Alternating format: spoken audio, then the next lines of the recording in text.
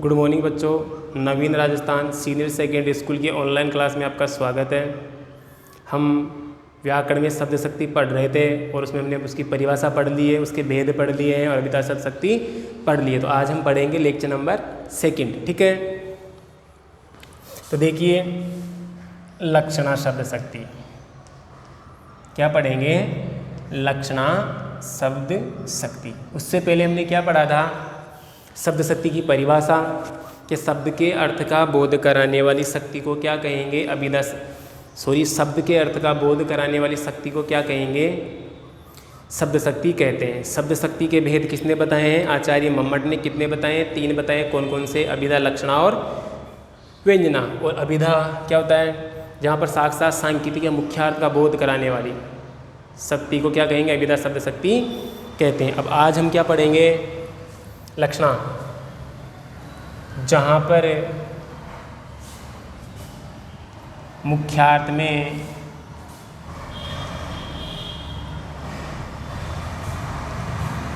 बाधा उत्पन्न हो,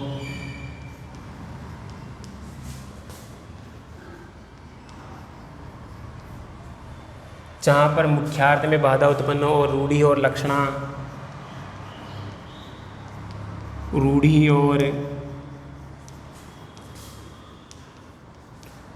और लक्षणा क्या है? रूढ़ि और लक्षणा, रूढ़ि और प्रयोजन। रूढ़ि और प्रयोजन के आधार पर रूढ़ि और प्रयोजन के कारण जिस शक्ति द्वारा रूढ़ि और प्रयोजन के कारण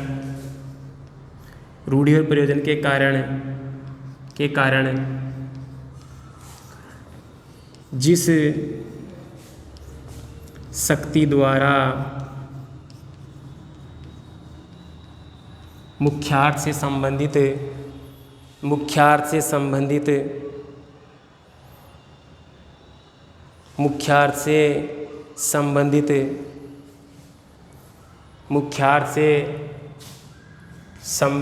शक्ति द्वारा मुख्यार्थ से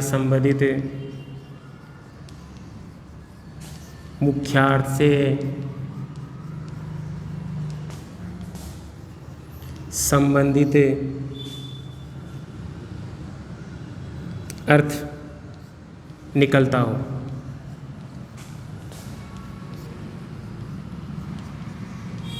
उसे क्या कहेंगे? लक्षणा शब्द शक्ति कहते हैं, ठीक है। क्या कहेंगे कि जहाँ पर मुख्यार्थ में बाधा होने पर रूढ़ि या प्रयोजन के कारण, रूढ़ि और प्रयोजन के कारण जिस शक्ति द्वारा मुख्यार्थ से संबंधित अर्थ या अन्य अर्थ, मुख्यार्थ से संबंधित अन्य अर्थ या अर्थ निकलता है, उसे क्या कहेंगे? लक्षणा शब्द शक्ति कहेंगे। ध्यान रखना, लक्षणा शब्द शक्ति में अभिधा शब्द शक्ति भी होगी, लेकिन उसका अर्थ क्या हो जाएगा? अन्य अर्थ निकाल लेंगे। हम क्या करेंगे? अन्य अर्थ निकाल लेंगे, ठीक है। क्या हो जाएगा कि जहाँ पर मुख्यार्थ में बाधा उत्पन्न हो और रूढ़ि और प्रयोजन के कारण जिस शक्ति द्वारा मुख्यार्थ से संबंधित अन्य अर्थ या अर्थ निकलता हो, उसे क्या कहेंगे? लक्षणा शब्द शक्ति कहेंगे। देखो, नाम से पता, लक्षणा इन्हीं लक्षणों के आधार पर, या सीधा कह सकते हैं कि जहाँ पर मुख्यार्थ में बाधा उत्पन्न हो और रूढ़ि और लक्षणों के आधार पर, क्या है? सीधी परिभाषा क्या हो जाएगी कि जहाँ पर मुख्यार्थ में बाधा उत्पन्न हो और रूढ़ि और प्रयोजन के कारण क्या हो जाएगा कि रूढ़ि और प्रयोजनों के आधार पर, क्या है? रूढ़ि और प्रयोजन के आधार पर अभिधा से जुड़ा हुआ या अभिधा से या मुख्यार्थ से संबंधित अन्य अर्थ निकालेंगे, वहाँ पर क्या हो जाएगी? लक्षणा शब्द शक्ति हो जाएगी, ठीक है। कि जहाँ पर मुख्यार्थ में बाधा उत्पन्न और रूढ़ि लक्षणों के आधार पर अन्य अर्थ लगाया जाता है, वहाँ पर क्या हो जाएगा? लक्षणा शब्द शक्ति हो जाएगी। तो सबसे इम्पोर्टेंट परिभाषा ये वाली है, ये भी आप याद कर सकते हो, ठीक है। अब देखिए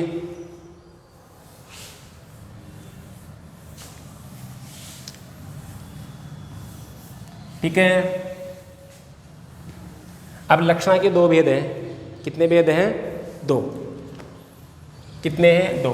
पहला रूढ़ि लक्षणा,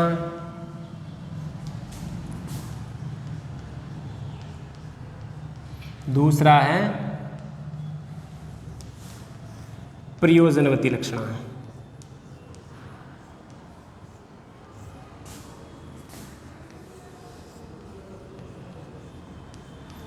ठीक है,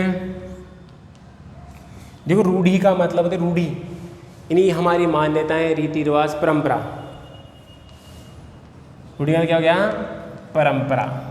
परंपरा से जुड़े हुए, यानी कि देश, परंपरा, और इसका मतलब है विशेष उद्देश्य। विशेष उद्देश्य।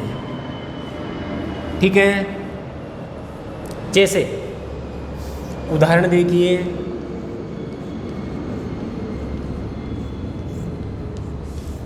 जैसे राजस्थान वीर है। राजस्थान क्या है? वीर है। फिर क्या है? रामू की बहू गाय है। ठीक है, फिर देखिए रमेश का मन क्या है? पत्थर है। रमेश का मन क्या है? पत्थर है। सुरेश क्या है? गदा है।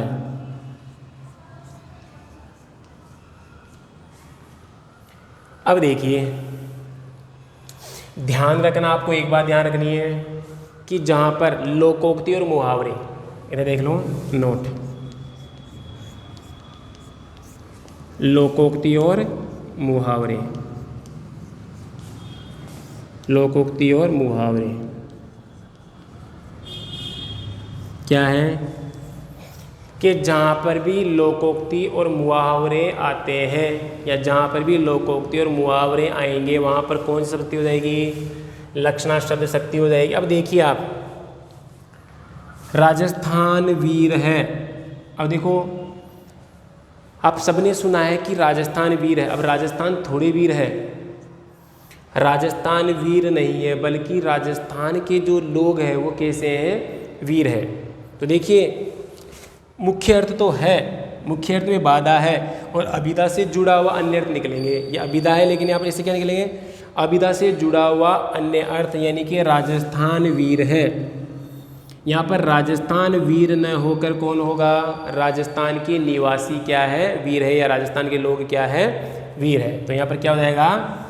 रूढ़ि लक्षणा। फिर देखिए, रामू की बहू क्या है? गाय। अब देखिए, गाय क्या होती है? जिसके दो सींग, पूंछ, चार पैर होते हैं, लेकिन इंसान की पत्नी के चार पैर नहीं होते हैं।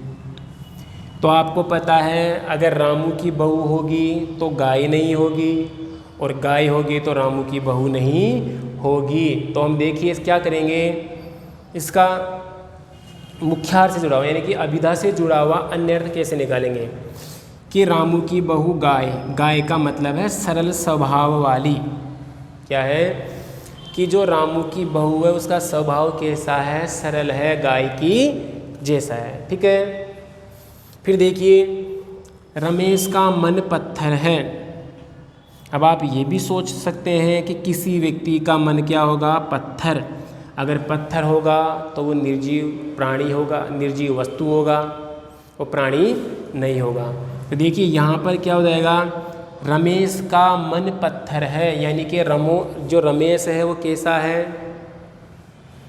रमेश का मन पत्थर का मतलब है कि जो रमेश का जो हृदय वो कैसा है? कठोर है, निर्दयी है। कैसा है? कठोर और निर्दयी है। फिर देखिए सुरेश गधा है। अब आपको पता है कि गधा किसका प्रतीक है? मूर्ख का प्रतीक है। किसका प्रतीक है? मूर्ख का। देखिए किसका प्रतीक है? तो सुरेश गधा। इंसान कभी भी गधा नहीं हो सकता। क्या नहीं हो सकता? इंसान कभी भी क्या नहीं हो सकता? गधा नहीं हो सकता। तो यहाँ पर क्या हो जाएगा? अब गधे का क्या करेंगे? अर्थ लेंगे विशेष उद्देश्य। तो क्या हो जाएगा? सुरेश क्या है? मूर्ख है। तो क्या हो जाएगा? सुरेश क्या है? मूर्ख है। ठीक है, फिर आगे देखिए।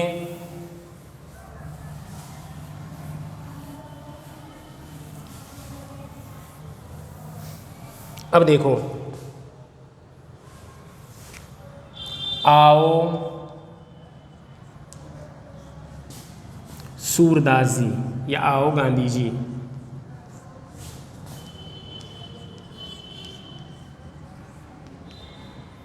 ठीक है, बड़े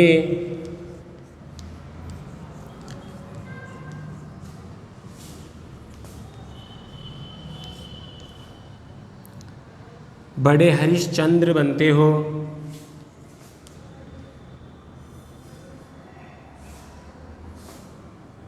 बड़े हरिश्चंद्र बनते हो। बड़े हरिश्चंद्र बनते हो। ठीक है, दो बंदूकों ने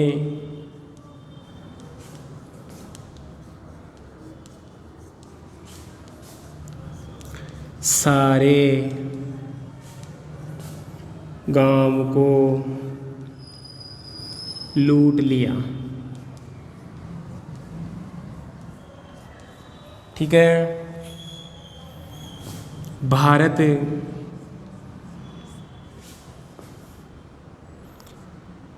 आठ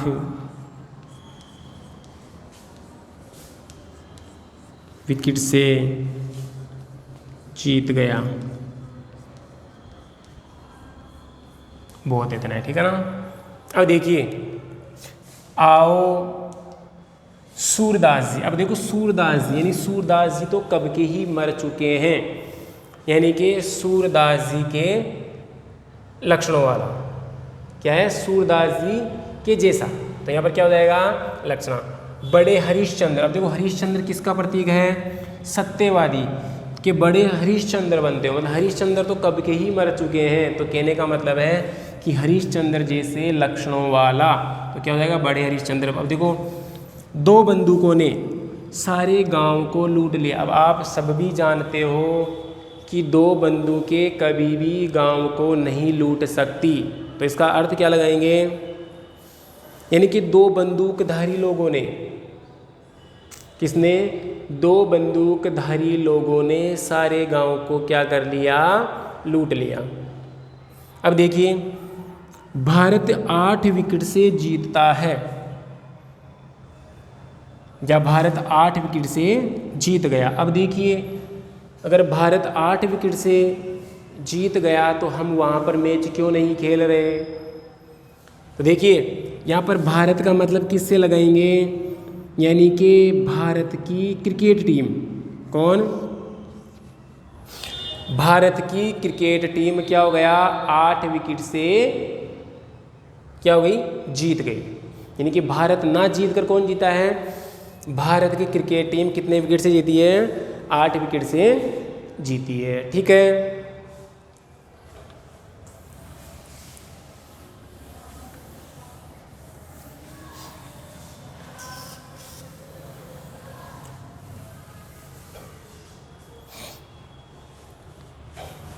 तो क्या करना है? देखिए, लक्षणा शब्द शक्ति। तो क्या हो जाएगा परिभाषा? जहाँ पर मुख्यार्थ में बाधा उत्पन्न हो, क्या हो? मुख्यार्थ में बाधा उत्पन्न हो और रूढ़ि और प्रयोजन के कारण, क्या है? रूढ़ि और प्रयोजन के कारण मुख्यार्थ से जुड़ा हुआ अन्य अर्थ निकलता हो, वहाँ पर क्या हो जाएगा, लक्षणा शब्द शक्ति हो जाएगी। ध्यान रखना, लक्षणा शब्द शक्ति में हमेशा लोकोक्ति और मुहावरे, कि जहाँ पर भी लोकोक्ति और मुहावरे होते हैं वहाँ पर किसका प्रयोग होता है, किसका होता है, लक्षणा शब्द शक्ति का प्रयोग होता है। ठीक है, अब देखिए व्यंजना।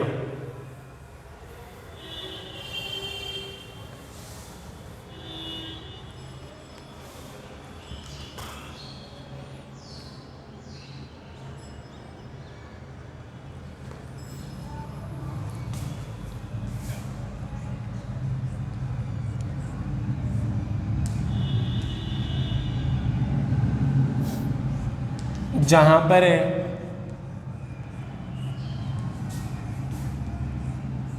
मुख्यार्थ और लक्ष्यार्थ शांत होकर बैठ जाए, ऐसे लिख सकते हैं कि जहाँ पर मुख्यार्थ और लक्ष्यार्थ शांत होकर बैठ जाए और वहाँ पर व्यंग्यार्थ प्रकट हो। क्या हो कि जब जहाँ पर मुख्यार्थ और लक्ष्यार्थ शांत होकर बैठ जाए और वहाँ पर व्यंग्यार्थ प्रकट हो, वहाँ पर क्या हो जाएगा, व्यंजना शब्द शक्ति हो जाती है। जहाँ पर मुख्यार्थ और लक्ष्यार्थ प्रकट न होकर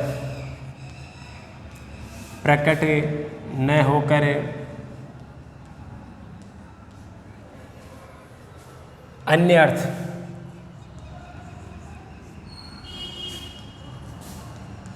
प्रकट हो, वहाँ पर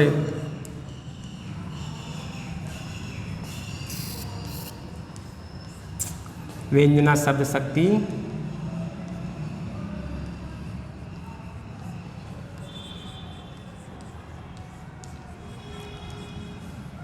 ठीक है, कि जहाँ पर मुख्यार्थ और लक्ष्यार्थ प्रकट न होकर अन्य अर्थ प्रकट हो, वहाँ पर क्या हो जाएगा, व्यंजना शब्द शक्ति हो जाती है। ऐसे कह सकते हैं कि जहाँ पर मुख्यार्थ और लक्ष्यार्थ शांत होकर बैठ जाए और अन्य अर्थ यानी व्यंग्यार्थ प्रकट हो, क्या हो, व्यंग्यार्थ प्रकट हो, वहाँ पर क्या हो जाएगा, व्यंजना शब्द शक्ति हो जाती है। इसमें जो पाठक है या जो श्रोता है वो क्या करेंगे, अपनी कल्पना शक्ति के आधार पर, किसके आधार पर, अपनी कल्पना शक्ति के आधार पर क्या लगाएंगे, अर्थ लगाते हैं। किसके आधार पर, अपनी कल्पना शक्ति के आधार पर क्या लगाते हैं, अर्थ लगाते हैं। ठीक है, अब इसके भी देखिए व्यंजना के दो भेद होते हैं,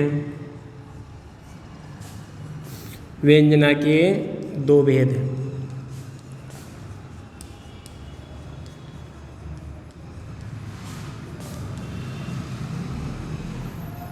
देखिए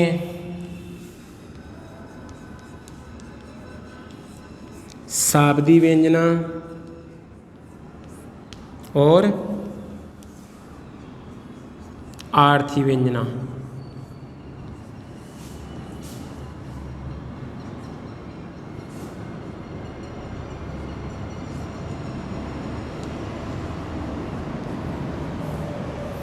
अब देखो शाब्दी व्यंजना कि जहाँ पर व्यंजना किस में प्रकट हो, शब्द से प्रकट हो, लेकिन इसमें क्या होगा, एक शब्द की जगह दूसरा शब्द रखते ही वापस क्या हो जाएगी, व्यंजना नष्ट हो जाएगी।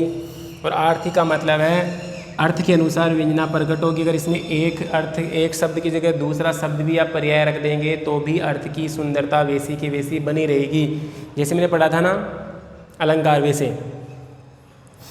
ठीक है, अब ध्यान रखना यमक अलंकार क्या करेंगे, नोट कर लो इधर, सॉरी यमक नहीं, श्लेष अलंकार। क्या होगा, श्लेष अलंकार। जहाँ पर भी श्लेष अलंकार यानी श्लेष अलंकार में व्यंजना शब्द शक्ति होती है, क्या होती है, श्लेष अलंकार में कौन सी शब्द शक्ति होती है, व्यंजना शब्द शक्ति होती है। ठीक है, अब देखिए एग्जाम्पल देखिए, ध्यान रखना इसमें क्या होगी, लक्षणा तो होगी लेकिन अन्य अर्थ नहीं लगाएंगे अधिकतर, क्योंकि आप क्या करते हो, व्यंजना को भी लक्षणा ही समझ बैठते हो, क्योंकि आप क्या करते हो, लक्षणों पर ध्यान देते हो, अन्य अर्थ पर या व्यंग्यार्थ पर ध्यान नहीं देते हो। ठीक है, जैसे मैंने लिखा सूर्य सिर पर आ गया। अब देखो कुछ बच्चों के माइंड में तो आ गया होगा सूर्य सिर पर आ गया, सूर्य सिर पर आने का मतलब लक्षण समझ नहीं। अब देखो सूर्य सिर पर, अब देखो अलग अलग व्यक्ति अलग अलग हिसाब से इसका अर्थ लगाएंगे, अपनी कल्पना शक्ति के आधार पर अर्थ लगाएंगे। अब जैसे देखो जैसे ही सूर्य सिर पर आता है दोपहर हो गए, क्या हो गए, लंच का टाइम हो गया, क्या हो गया, दोपहर। अब देखो काम करने वाले मजदूर इसका अर्थ क्या लगाएंगे कि दोपहर हो गई, खाना खाने का समय हो गया है, ठीक है। कुछ व्यक्ति क्या लगाएंगे कि दोपहर हो गए, सोने का समय हो गया है। कुछ व्यक्ति अन्य अर्थ लगाएंगे। तो कहने का मतलब है कि जहाँ पर अन्य अर्थ लगाया जाता है वहाँ पर क्या हो जाएगा, व्यंजना शब्द शक्ति होती है। फिर मैंने लिख दिया संध्या हो गई। अब देखो सवेरा हो गया,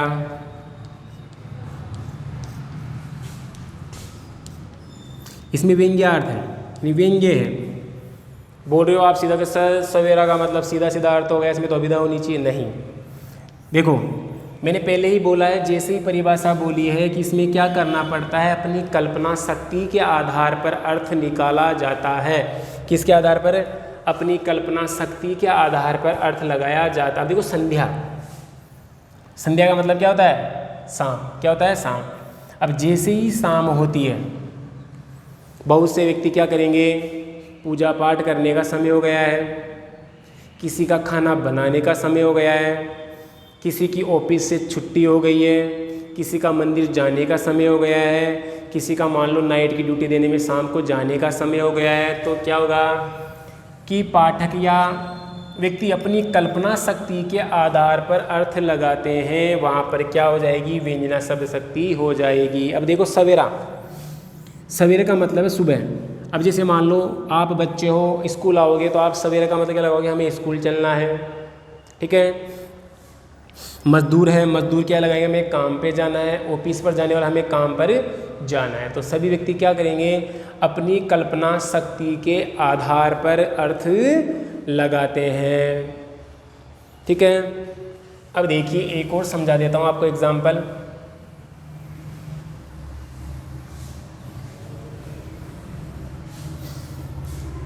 ठीक है, ये शाब्दी व्यंजना का चिरजीवो, चिरजीवो जोरी जुरे,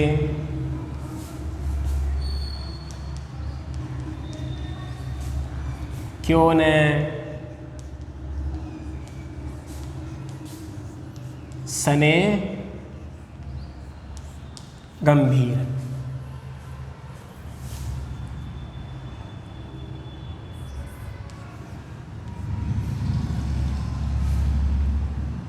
को घटिए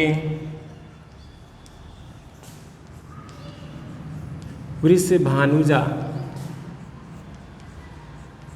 को घटिए वृष भानुजा ते हलदर के।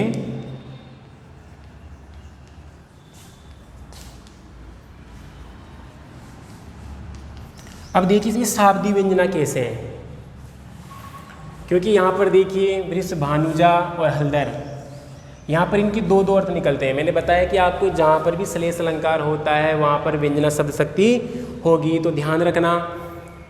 यानी कि चिरजीवो, यानी कि श्री कृष्ण और राधा की जोड़ी लंबे समय तक बनी रहे, उन दोनों का प्रेम सदा ऐसा ही रही है, दोनों एक से बढ़कर एक है, कोई भी किसी से कम नहीं है।